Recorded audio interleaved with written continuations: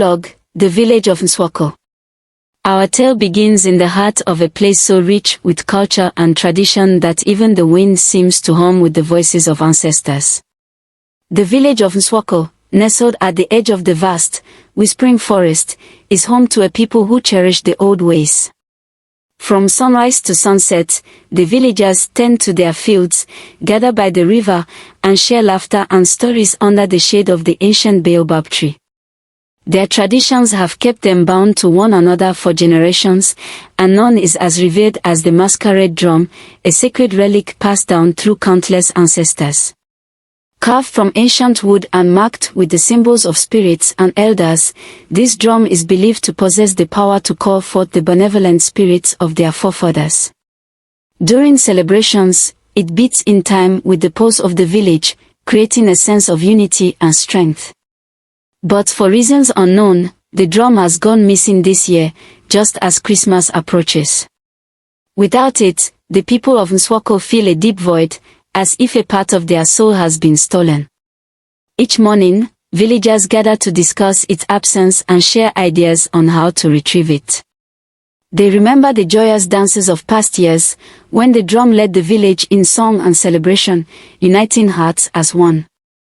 But now, silence fills their hearts and weighs heavily on the spirit of the upcoming Christmas. Little do they know that a journey filled with mystery, sacrifice, and love lies ahead, a journey that will test the strength of their bond and bring them a Christmas miracle they will never forget. The story. One evening, as the last light of the sun dips behind the distant hills, the people of Nsuakoh gather at the center of the village to share their worries. Children sit on their mothers' laps, their eyes wide with curiosity, while elders, cloaked in colorful shawls, stroke their chins thoughtfully. As mamas fill the air, a figure appears on the path leading into the village, a stranger, unlike any they have seen before. With each step, he taps his carved wooden staff against the earth, his face hidden under a wide-brimmed hat decorated with feathers and beads. His robe, woven with intricate patterns of stars and spirals, shimmers in the fading light, and his eyes, once they are visible, gleam with a wisdom that captivates every villager in his gaze. The children cling to their mothers as he comes closer, but the elders nod knowingly. They recognize the markings on his robe, symbols of the ancient storytellers, those who wander between worlds, sharing wisdom and magic. "Greetings, children of Nsuakoh," he says in a voice as deep as the river. "My name is Nsuakoh, and I come bearing knowledge of that which you seek. I know the tale of the forgotten drum, and the spirit who now guards it." The villagers are silent, their eyes wide with wonder. Nsuakoh speaks of Kofi, an ancestor known for his unmatched skill with the drum, a man whose music was so powerful that it could summon rain or call forth the spirits of the night. It was Kofi who had carved the drum, infusing it with his spirit, but upon his death, the drum was hidden away to protect its magic from those who would misuse it. Yet now, Nsuakoh reveals, the drum has been claimed by Ameju, a wandering spirit known to test the hearts of people. Ameju does not seek to harm, but rather to reveal what lies within. And for the drum to return, the villagers must show their willingness to give up that which they hold most dear, to prove that they are worthy of its return. The villagers exchange uneasy glances, some murmuring in discontent. Yet Nsuakoh's gaze is unwavering, his eyes burning with certainty. "Bring forth your most prized possessions," he instructs, "and let the spirit of Ameju weigh the worth of your heart. Only then shall the drum return to your village." The following day, the village is a flurry of activity as each family gathers their most precious belongings. The air is thick with anticipation, a feeling of both hope and hesitation. From the humble huts, villagers emerge, carrying items of both sentimental and material value. At the center of the village, they arrange their offerings on a large woven mat, each item representing a piece of their lives, their histories, and their identities. First comes Mama Ajua, a frail old woman with kind eyes and a gentle smile. Her hands tremble slightly as she places a small wooden necklace on the mat, an item she has worn every day since her youth.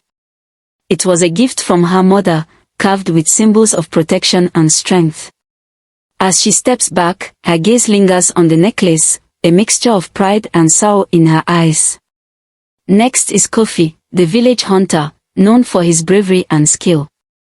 He walks confidently to the mat, carrying his favorite spear, a weapon he had used to protect the village from wild animals. As he sets it down, he says a quiet prayer, hoping that the spirits recognize his willingness to give up the very thing that defines him. The line of villagers continues, each person leaving something deeply valuable. Oma, a small girl with bright, innocent eyes, clutches her only doll, a ragged but beloved toy. She hesitates, looking up at her mother with tear-filled eyes, but with a reassuring nod, she steps forward. Kneeling, she places the doll gently on the mat, then quickly retreats, wiping her eyes as her mother wraps her in a comforting embrace. Finally, it is the village chief, Egoni's turn. Known for his wealth and stature, Egoni is adorned in a vibrant robe and wears a crown of polished jewels and gold. He approaches the mat, but his steps falter. His fingers linger on his crown, the symbol of his authority and power. To part with it feels like tearing away a part of his identity, his pride. The villagers murmur as they watch, sensing his hesitation. Seeing this, Nsuakoh steps forward, his voice soft but commanding. It is not the crown's value that matters, Egoni, but the heart with which you give it. Will you sacrifice what you hold dear for the good of your people? Reluctantly, Egoni removes his crown, placing it on the mat with a pained expression. He steps back, but his eyes betray his inner struggle. The villagers bow their heads, each of them silently hoping that their offerings are enough to prove their worth. That night, a hush falls over Nsuakoh as the villagers gather around the fire, their faces illuminated by its flickering glow. They exchange nervous glances, uncertain of what the night will bring. Suddenly, the fire crackles and sparks, casting a shimmering light over the offering mat. The villagers fall silent as a mist forms around the mat, and out of the shadows steps a figure, a spectral being with an aura of otherworldly beauty and mystery. The spirit Ameju is tall and graceful, his form shimmering with colors that shift like a mirage. His eyes are ancient, filled with a wisdom that pierces through the bravest of hearts. He moves slowly, his hands gliding over each offering as if feeling the essence of each gift, sensing the emotions and intentions of the givers. The villagers hold their breath, waiting to see his judgment. When Ameju reaches Egoni's crown, he pauses, his expression unreadable. With a low chuckle that reverberates through the night, he lifts the crown, observing it closely before shaking his head. Power, given reluctantly, is not a true sacrifice, he murmurs, and places the crown back on the mat. The villagers exchange worried looks, wondering if they have failed. Finally, Ameju's gaze falls upon Oma's doll. His face softens, and he lifts the doll gently, cradling it as though it were a precious treasure. A tear forms in Oma's eyes as she watches, clutching her mother's hand. Ameju holds the doll close, smiling faintly, and with a swirl of mist and light, he vanishes, leaving only the whisper of his laughter behind. On Christmas Eve, the people gather once more, still without the sacred drum. But as the night deepens, a faint drumming sound begins to fill the air, echoing through the trees. The villagers gasp, looking around in disbelief. From the forest emerges the forgotten drum, glowing with an inner light, and at the very top is Oma's doll, tied lovingly with a red ribbon. The drum beats a powerful rhythm, its sound stirring the very hearts of the villagers. One by one, they rise and begin to dance, their movements synchronized, their voices lifting in song. Joy fills the air, and the villagers embrace one another, realizing that the drum has returned not because of their material sacrifices, but because of the purity of a child's heart. The drum, now enchanted by Ameju, is said to only play on Christmas Eve, a symbol of the spirit's blessing. And so, every year on Christmas, the villagers gather to dance and sing, bound by the lesson that true worth lies in love, unity, and the willingness to give from the heart. This story of the forgotten drum brings to life the power of giving, community, and love, making it a timeless tale that embodies the Christmas spirit with an African folktale twist. Each viewing allows audiences to reflect on the values of sacrifice and unity, creating an experience worth returning to year after year. Moral lessons and life applications. As the tale of the forgotten drum draws to a close, we find that its magic lies not only in the mystery of Ameju and the enchanted drum but in the timeless lessons it teaches us. Here are the core values and life applications that shine through this story. 1. True generosity comes from the heart. Omo's simple doll, given with love and sacrifice, proved to be the purest offering of all.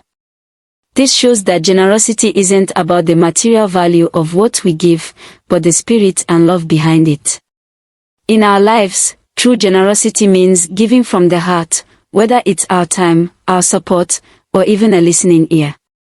2. Unity and togetherness are priceless. The villagers' shared sacrifice and celebration remind us of the power of community. No matter how different our lives may be, we are all connected. Building unity in our families, communities, and workplaces strengthens us and brings joy, especially when we come together to support each other. 3. Embrace sacrifice for the greater good. In sacrificing what they held dear, the villagers of Nsuakoh received something even greater, the return of their cherished drum and the bond of shared love. True blessings often come when we place the well-being of others before our own desires, enriching both our lives and the lives of those around us. 4. The spirit of Christmas is love and kindness. Christmas in this story is not about gifts or decorations but about giving love and kindness. This teaches us that the real spirit of Christmas lies in the joy we create, the bonds we strengthen, and the kindness we share. When we embody love and kindness, we bring warmth and happiness to everyone around us. If you enjoyed this story and want to explore more African folktales filled with wisdom, traditions, and morals, join us on our journey. Subscribe to this channel, African Morals, and become part of our community, where we share captivating stories that bring the values of our ancestors to life. Each tale is a treasure trove of lessons that can inspire, uplift, and guide us in our everyday lives. Hit the subscribe button and turn on notifications so you never miss a new story. Let's celebrate African heritage, wisdom, and the power of storytelling together. Thank you for being part of our journey, where African tales meet modern life and bring us all a little closer to the magic of African morals.